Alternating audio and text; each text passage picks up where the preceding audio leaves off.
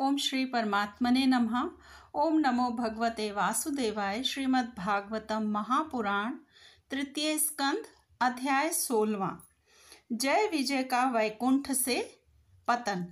श्री ब्रह्मा जी ने कहा कि देवगण, जब योगनिष्ठ सनकादि मुनियों ने इस प्रकार स्तुति की, तब वैकुंठ निवास श्री हरि ने उनकी प्रशंसा करते हुए यह कहा। श्री भगवान ने कहा, मुनिगण, ये जय विजय मेरे पार्षद हैं। इन्होंने मेरी कुछ भी परवाह न करके आपका बहुत बड़ा अपराध किया है। आप लोग भी मेरे अनुगत भक्त हैं, अतः इस प्रकार मेरी ही अवज्ञा करने के कारण आपने इन्हें जो दंड दिया है वह मुझे भी अभिमत है। ब्राह्मण मेरे परम आराध्य हैं।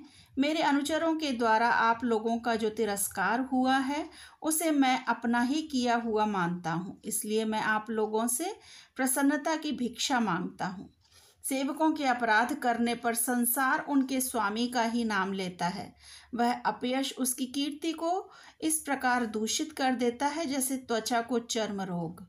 मेरी निर्मल सुयश सुधा में गोता लगाने से चांडाल पर्यंत सारा जगत तुरंत पवित्र हो जाता है, इसलिए मैं विकुंठ कहलाता हूँ। किंतु यह पवित्र कीर्ति मुझे आप लोगों से ही प्राप्त हुई है, इसलिए जो कोई आपके विरुद्ध आचरण करेगा वह मेरी भुजा ही क्यों न हो, मैं उसे तुरंत काट डालूंगा।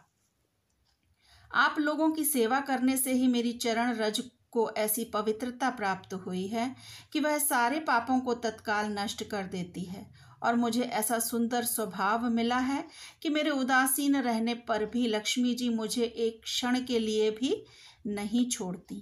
यद्यपि इन्हीं के लेश मात्र कृपा कटाक्ष के लिए अन्य ब्रह्मादि देवता नाना प्रकार के नियमों एवं व्रतों का पालन करते हैं, जो अपने संपूर्ण कर्म फल मुझे अर्पण कर सदा संतुष्ट रहते हैं।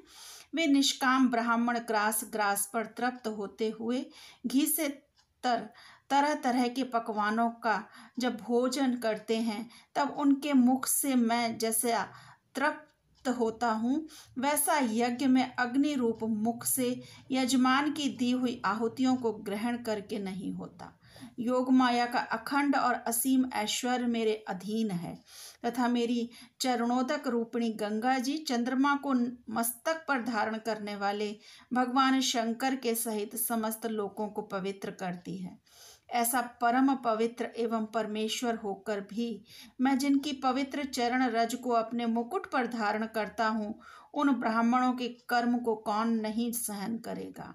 ब्राह्मण, दूध देने वाली गौएं और अनाथ प्राणी ये मेरे ही शरीर हैं। पापों के द्वारा विवेक दृष्टि नष्ट हो जाने के कारण जो लोग इन्हें मुझसे भिन्न समझते हैं, उन्हें मेरे द्वारा नियुक्त यमराज के गृध्र जैसे दूत, जो सर्प के समान क्रोधी हैं, अत्यंत क्रोधित होकर अपनी चोंचों से नोचते हैं।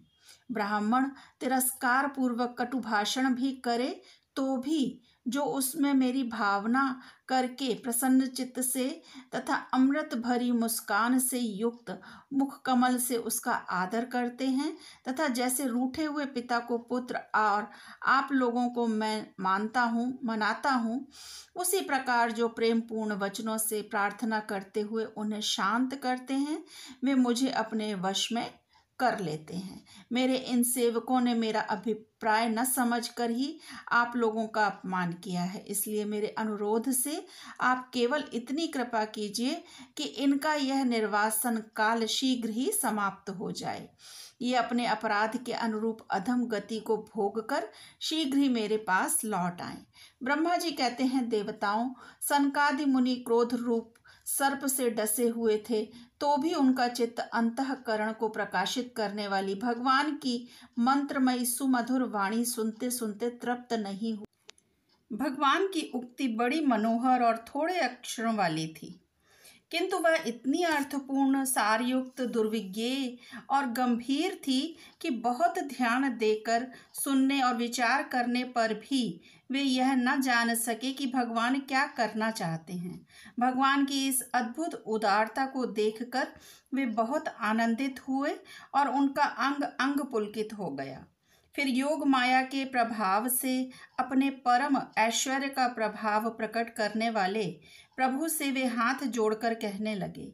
मुनियों ने कहा कि स्वप्रकाश भगवान, आप सर्वेश्वर होकर भी जो यह कह रहे हैं, यह आपने मुझ पर बड़ा अनुग्रह किया। सो इससे आपका क्या अभिप्राय है, यह हम नहीं जान सके हैं। प्रभु, आप ब्राह्मणों के परम हितकारी हैं।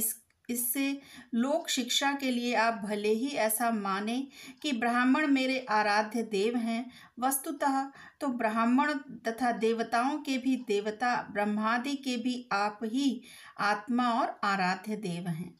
सनातन धर्म आपसे ही उत्पन्न हुआ है। आपके अवतारों द्वारा ही समय समय पर उसकी रक्षा होती है तथा निर्विकार स्वरूप आप ही धर्म के परम गुह्य रहस्य हैं। यह शास्त्रों का मत है। आपकी कृपा से निवृत्ति परायण योगी जन सहज में ही मृत्यु रूप संसार सागर से पार हो जाते हैं। फिर भला दूसरा कोई आप पर क्या कृपा कर सकता है। भगवान, दूसरे अर्थार्थी जन जिनकी चरण रज को सर्वदा अपने मस्तक पर धारण करते हैं, वे लक्ष्मी जी निरंतर आपकी सेवा में लगी रहती हैं। सो ऐसा जान पड़ता है कि भाग्यवान भक्तजन आपके चरणों पर जो नूतन तुलसी की मालाएं अर्पण करते हैं, उन पर गुंजार करते हैं। भौरों के समान वे भी आपके पाद पद्मों को ही अपना निवास स्थान बनाना चाहती हैं, किंतु अपने पवित्र चरित्रों से निरंतर सेवा में तत्पर रहने वाली उन लक्ष्मी जी का भी आप विशेष आदर नहीं करते। आप तो अपने भक्तों से ही विशेष प्रेम रखते हैं। आप स्वयं ही संपूर्ण भजनीय गुणों के आश्रय हैं। क्या जहाँ तहाँ विचरते हुए ब्राह्मणों के चरणों में लगने से पवित्र हुई मार्ग की धूलि और श्री वत्स का चिन्ह आपको पवित्र कर सकते हैं? क्या इनसे आपकी शोभा बढ़ सकती है? भगवान, आप साक्षात धर्म स्वरूप हैं। आप सत्यादि तीनों युगों में प्रत्यक्ष रूप से विद्यमान रहते हैं तथा ब्राह्मण और देवताओं के लिए तप, शौच और दया, अपने इन तीन चरणों से इस चराचर जगत की रक्षा करते हैं। अब आप अपनी शुद्ध सत्वमयी वरदायिनी मूर्ति से हमारे धर्म विरोधी रजोगुण तमोगुण को दूर कर दीजिए। देव, यह ब्राह्मण कुल आपके द्वारा अवश्य रक्षणीय है। यदि साक्षात धर्म रूप होकर भी आप सुमधुर वाणी और पूजनादि के द्वारा इस उत्तम कुल की रक्षा न करें, तो आपका निश्चित किया हुआ कल्याण मार्ग ही नष्ट हो जाए, क्योंकि लोग तो श्रेष्ठ पुरुषों के आचरण को ही प्रमाण रूप से ग्रहण करता है। प्रभु, आप सत्वगुण की खान हैं और सभी जीवों का कल्याण करने के लिए उत्सुक हैं। इसी से आप अपनी शक्ति रूप राजा आदि के द्वारा धर्म के शत्रुओं का संहार करते हैं। क्योंकि वेद मार्ग का उच्छेद आपको अभीष्ट नहीं है, आप त्रिलोकी नाथ और जगतपति पालक होकर भी ब्राह्मणों के प्रति इतने नम्र रहते हैं। इससे आपके तेज की कोई हानि नहीं होती। यह तो आपकी लीला मात्र है। सर्वेश्वर, इन द्वारपालों को आप जैसा उचित समझें वैसा दंड दें अथवा पुरस्कार के रूप में इनकी वृत्ति बढ़ा दें। हम निष्कपट भाव से सब प्रकार आपसे सहमत हैं। अथवा हमने आपके इन निरपराध अनुचरों को श्राप दिया है, इसके लिए हम ही को उचित दंड दें, हमें वह भी सहर्ष स्वीकार है। श्री भगवान ने कहा कि मुनिगण, आपने इन्हें जो श्राप दिया है, सच जानिए वह मेरी ही प्रेरणा से हुआ है। अब ये शीघ्र ही दैत्य योनि को प्राप्त होंगे और वहाँ क्रोधावेश से बढ़ी हुई एकाग्रता के कारण सुदृढ़ योग संपन्न होकर फिर जल्दी ही मेरे पास लौट आएंगे। श्री ब्रह्मा जी कहते हैं, तदंतर उन मुनीश्वरों ने नयनाभिराम भगवान विष्णु और उनके स्वयं प्रकाश वैकुंठ धाम के दर्शन करके प्रभु की परिक्रमा की और उन्हें प्रणाम करके तथा उनकी आज्ञा पा भगवान के ऐश्वर्य का वर्णन करते हुए प्रमुदित हो वहां से लौट गए। फिर भगवान ने अपने अनुचरों से कहा कि जाओ, मन में किसी प्रकार का भय मत करो, तुम्हारा कल्याण होगा। मैं सब कुछ करने में समर्थ होकर भी ब्रह्म तेज को मिटाना नहीं चाहता, क्योंकि ऐसा ही मुझे अभिमत भी है।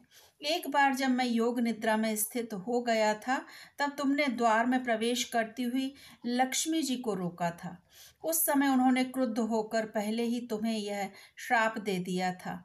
अब दैत्य योनि में मेरे प्रति क्रोधाकार वृत्ति रहने से तुम्हें जो एकाग्रता होगी, उससे तुम इस विप्र तिरस्कार जनित पाप से मुक्त हो जाओगे और फिर थोड़े ही समय में मेरे पास लौट आओगे।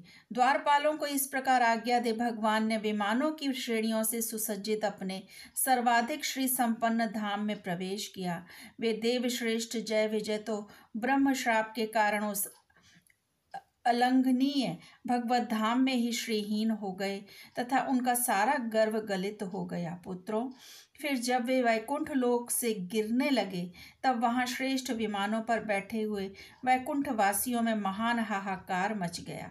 इस समय दिति के गर्भ में स्थित जो कश्यप जी का उग्र तेज है, उसमें भगवान ने उन पार्षद प्रवरों ने ही प्रवेश किया। उन दोनों असुरों के तेज से ही तुम सबका तेज फीका पड़ गया है। इस समय भगवान ऐसा ही करना चाहते हैं। जो आदि पुरुष संसार की उत्पत्ति, स्थिति और लय के कारण हैं, जिनकी योग माया को बड़े बड़े योगी जन भी बड़ी कठिनता से पार कर पाते हैं, वे सत्वादि तीनों गुणों के नियंता श्री हरि ही हमारा कल्याण करेंगे। अब इस विषय में हमारे विशेष विचार करने से क्या लाभ हो सकता है। ओम नमो भगवते वासुदेवाय। श्री कृष्ण अर्पणम अस्तु। हरे कृष्णा।